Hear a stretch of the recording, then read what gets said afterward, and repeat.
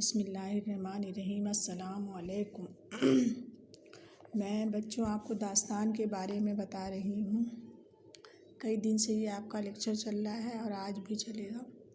آج میں آپ کو داستان کے اجزاء ترکیبی بتاؤں گی۔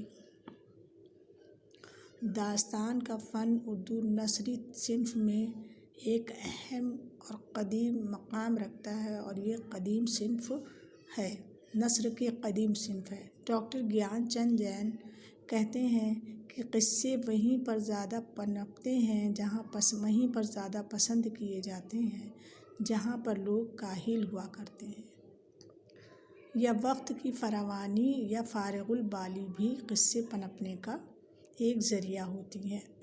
لہٰذا وقت کی فراوانی بھی داستان کہنے اور سننے کا سبب ہوا کرتی ہے۔ جیسے پرانے زمانے میں، قدیم زمانے میں بادشاہ اور امراء، نواب، سلطنت کے عہدیدار سبھی داستان کے دلدادہ ہوا کرتے تھے۔ کیونکہ ان کے پاس فارغ البالی بہت زیادہ تھی، اور داستان ایک ایسی صنف بھی ہے کہ جس میں وقت اور حالات کا ستایا ہوا، وقت کا مارا ہوا انسان بھی پناہ پاتا ہے، اور داستان کا فن ایک باقاعدہ فن کے روپ میں اسی لیے پنپتا چلا گیا۔ طوالت، اب اس کے آپ کو اجزاء ترکیبی بتائیں گے، جن میں طوالت دستور یہ تھا کہ بادشاہ کی محفلوں، امراء رئیسوں کی محفلوں میں اور قہوے خانوں میں اور رئیس لوگوں کی ڈیوڑیوں میں داستان اپنے عروج پر پہنچتی تھی۔ جہاں پر لوگوں کا ایک جمع غفیر جمع ہوتا تھا، گروہ جمع ہو جاتا تھا اور ایک گروہ سربستہ رہتا تھا، سامعین جمع رہتے تھے داستان کو سننے کے لیے۔ داستان کہنے والا، داستان گو بڑے اپنی فنی مہارت سے داستان کہتا چلا جاتا تھا اور سننے والے اس میں بالکل محو ہو جاتے تھے، اور بادشاہ امراء سے لے کر غریب امیر فقیر سبھی داستان کی زلف گراہگیر کے اسیر ہو گئے تھے، اور سبھی لوگ اس میں مگن رہتے تھے۔ اور داستان کی یہ خاصیت تھی کہ اس میں قصے سے قصہ پھوٹتا تھا اور نسل در نسل قصے چلتے رہتے تھے، اور قصہ کہنے کا رواج بھی آگے بڑھتا رہتا تھا۔ اس سے ہوتا یہ تھا کہ جیسے ایسے قصے بیان کیے جاتے تھے جیسے ہزار راتیں، الف لیلہ کی مثال ہے اس کی، کہ ایسی داستان جو بہت سالوں تک چلتی رہے، بہت سالوں تک لوگ سنتے رہیں، لوگوں کا مذاق بنا رہے، مزاج بنا رہے، اور لوگ اس میں بالکل مست رہیں۔ دوسری اس کی وہ ہے پلاٹ۔ پہلے ہم نے آپ کو طوالت بتایا اس کے اجزاء ترکیبی میں، دوسرا اب پلاٹ آ رہے ہیں۔ پلاٹ کے لیے یہ کہنا بیجا نہ ہوگا کہ داستان میں کسی طرح کے پلاٹ کا تصور نہیں کیا جاتا ہے، اس میں کوئی پلاٹ نہیں ہوتا ہے۔ پلاٹ تو صرف افسانے اور ناول کے جز ہوتے ہیں، کیونکہ داستان تو ایک ایسی طویل کہانی ہے جس کو شیطان کی آنت کہا جائے تو بیجا نہ ہوگا، کیونکہ اس میں ہزاروں قصے سے قصے پھوٹتے ہیں اور الجھتے رہتے ہیں، اور دھیرے دھیرے بعد میں ان کو انہی کرداروں کے ذریعے ان کو سلجھا کر، سمجھا کر، خوب پھر سے جو ہے ایک نئی موڑ پر لا کر داستان کا اختتام کیا جاتا ہے، اور پھر یہ تمنا بھی کی جاتی ہے کہ جس طرح ہم ان کے دن پھرے ہیں اسی طرح ہمارے بھی دن پھرے۔ یہ اس کی پلاٹ کی خاص اس طرح کا پلاٹ، اس میں پلاٹ ہوتا ہی نہیں ہے۔ ما فوق الفطرت عناصر، آپ دیکھیے فوق الفطرت عناصر اور ما فوق الفطرت عناصر، یہ بھی ایک جز ہے۔ داستان کی خاص خصوصیت ما فوق الفطرت عناصر کا ہونا ہے اور فوق الفطرت عناصر کا ہونا ہے۔ پرانی اور قدیم کہانیوں، عالمی ادبی داستانوں سے مواد لے کر ایک طویل داستان تیار کی جاتی تھی، جیسے ہومر کی ایلیڈ، شیکسپیئر کے ڈرامے، فردوسی کا شاہ نامہ، کالی داس کے ڈرامے، مہابھارت کی کتھائیں وغیرہ وغیرہ۔ قدیمی عناصر سے دیو، پری، بھوت، جن اور غیر غیبی مدد کے ذریعے کام لیا جاتا ہے، اس طرح کے کردار اس میں ہوتے ہیں۔ مافاق الفتنۃ عناصر میں دیو بھوت ہوتے ہیں، جن پریوں سے کام لیا جاتا ہے۔ کردار نگاری کے بارے میں کہیں گے، داستان میں پہلے کرداروں سے الگ کردار ہوا کرتے ہیں، یعنی پہلے جو کردار کہانیوں میں ہوتے ہیں ان سے بالکل الگ ان کی طرح کے کردار نہیں ہوتے۔ جیسے کہ ہماری کہانیوں میں عام طور پہ ہماری زندگی میں بسنے والے لوگ، انسان کردار ہوا کرتے ہیں، لیکن داستان نگاری میں کردار نگاری کا سہرا ذرا ہم لوگوں سے اوپر رہتا ہے، اوپر والوں کے سر رہتا ہے۔ کیسے؟ جیسے ہم سے زیادہ امیر لوگ، شہزادے، شہزادیاں، وزیر زادے، امراء، رئیس لوگ، اس کے علاوہ دیو، پری ہیں اور پراسرار شخصیتیں، اور اس کے علاوہ ان کی اور ایک دوسرے کی مدد کے لیے خواجہ سرا، جادوگر، پنڈت، گھوڑا، بندر، مور اور انسانی شکل میں کئی ایک جانوروں کو بھی یہ داستان گوئی میں شامل کر لیتے ہیں اور ان سے انسانوں کی طرح کردار کروا کر ان سے کام لیا جاتا ہے کہ لوگ اس کو دیکھ کے حیرت زدہ ہو جائیں اور غیبی کرداروں سے مدد لے کر گڑھے ہوئے انسان کی طرح کردار بنائے جاتے ہیں اور منزل مقصود کو پانے کی پوری کوشش بھی کی جاتی ہے۔ کردار نگاری میں آپ دیکھتے ہیں کہ داستان میں جو کردار ہوتے ہیں وہ ہماری دنیا کے، ہماری کہانی سے بالکل الگ کردار ہوتے ہیں، اور اس میں خاص کر درس اخلاق کا بہت خیال رکھا جاتا ہے۔ مطلب کہ اس میں یہ دیکھتے ہیں کہ جو کردار ہوتے ہیں وہ دو طرح کے ہوتے ہیں۔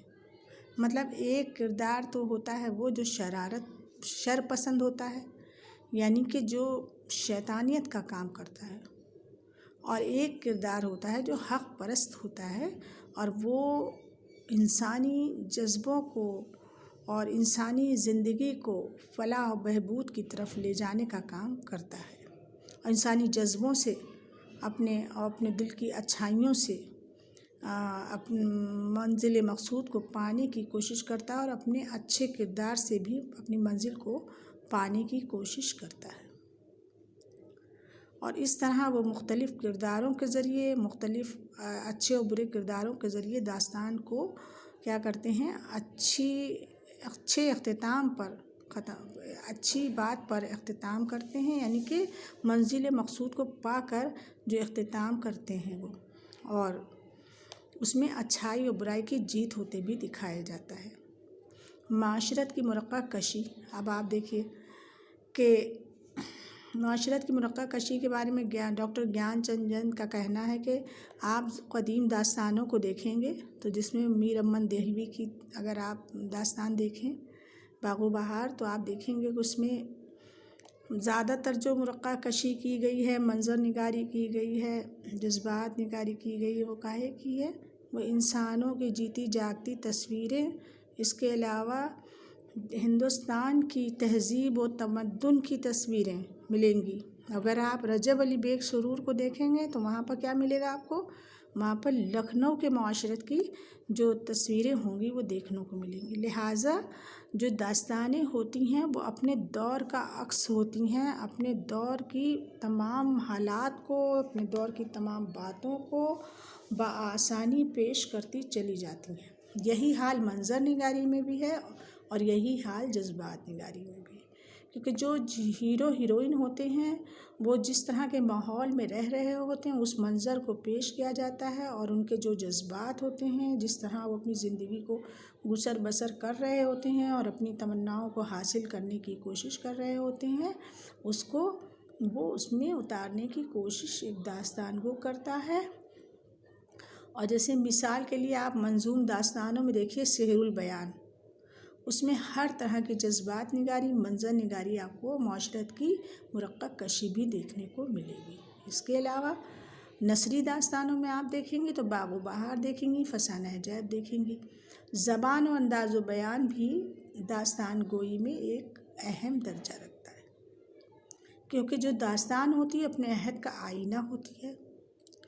وقت اور موقع اور محل کے لحاظ سے زبان اور انداز و بیان کا استعمال ہوتا ہے، جس میں ساتھ میں تشبیہات، استعارات، محاورات کو بھی باقاعدہ استعمال کیا جاتا ہے، جس کی مثال میں بھی آپ فسانہ عجائب اور جو ہے باغ و بہار دیکھ سکتی ہیں۔ اور یہ اس میں زبان آپ دیکھتے ہیں خاص کر کے زبان با محاورہ استعمال کی جاتی ہے، اور کہیں کہیں سادہ سلیس اگر آپ زبان کا نمونہ دیکھیں گے تو باغ و بہار دیکھیں گے، اور اگر آپ جو ہیں فصیح و بلیغ زبان کا نمونہ دیکھنا چاہتے ہیں تو فسانہ عجائب دیکھیے۔ داستانوں کی ادبی قیمت اور قدر کیا ہوتی ہے، یعنی ادبی قدر و قیمت دیکھیے آپ، داستانیں دو طرح کی ملتی ہیں، ایک سادہ سلیس اور با محاورہ، اور دوسری رنگین مرصع مسجع رنگین عبارت کا نمونہ ہوتی ہیں۔ مطلب کیا ہے کہ اور وقت کے حساب سے ان کی قدر و قیمت بھی ہوتی ہے۔ دیکھتے ہیں ہم پہلی باغ و بہار سادہ سلیس با محاورہ زبان، آپ دیکھتے ہیں کہ اس زمانے میں زبان پہلے جو ہے فسانہ عجائب کی زبان جو رنگین تھی، مرقع اور مسجع زبان تھی، وہ زیادہ رائج تھی، اور لوگ جو تھے اسی کو پڑھتے تھے با محاورہ، اسی کو سمجھتے تھے، اور ہندوستان میں لکھی بولی پڑھی جاتی تھی۔ فارسی زبان ہر طرف عام تھی، لیکن دھیرے دھیرے کیا ہوا، ہندوستان میں فسانہ عجائب کی رنگین زبان ختم ہونے لگی اور فارسی آمیز زبان ختم ہونے لگی، اور اس کی جگہ پر اردو کی سادہ اور سلیس زبان اور با محاورہ زبان آنے لگی۔ تو اور پھر اس کے بعد یہی زبان نے رواج پایا، جو آج 200 سال گزرنے کے بعد بھی آپ دیکھتے ہیں کہ آپ کو یہ جگہ جگہ دیکھنے کو ملے گی۔ اب باغ و بہار کی زبان تو بہت ہی سادہ اور سلیس ہے، اور لوگ اس سے کو پڑھتے ہیں اور سمجھتے ہیں، آج اتنا 200 سال کا وقفہ گزرنے کے بعد بھی لوگ اس کو پڑھتے سمجھتے ہیں۔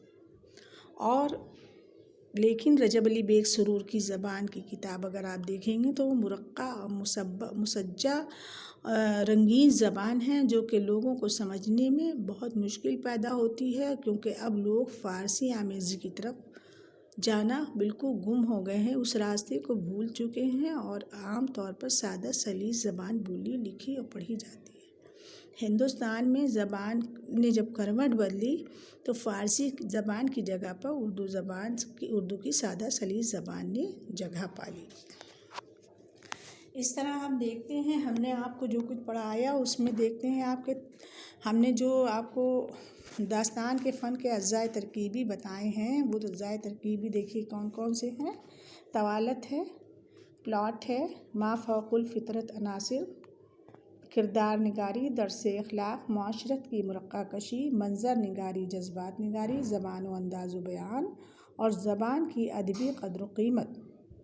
ادبی قدر و قیمت کے بارے میں آپ کیا کہیں گے؟ ادبی قدر و قیمت کے بارے میں ہم یہ جانتے ہیں کہ زبان جس زمانے میں پنپتی ہے، رواج پاتی ہے، اس زمانے کے ایک ایک بات کو، ایک ایک حکایات کو، ایک ایک کہانی کو، ایک ایک انداز کو اپنے آپ میں سمو کر لوگوں میں پیش کر دیتی ہے، اور لوگ اس داستان کو جب پڑھتے ہیں تو اپنے زمانے کا عکس دیکھتے ہیں۔ بچوں، میں نے آپ کو یہاں تک کہ آج اردو داستان نگاری کے اجزاء ترکیبی بتائے ہیں۔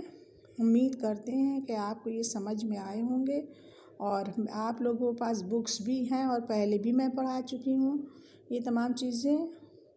آپ بار بار اس کو سنیے اور اپنے پاس لکھ کے محفوظ کر لیجئے۔ میرے چینل کو سبسکرائب کریے تاکہ آپ کو آنے والی تمام چیزیں ملتی رہیں اور آپ فائدہ اٹھاتے رہیں۔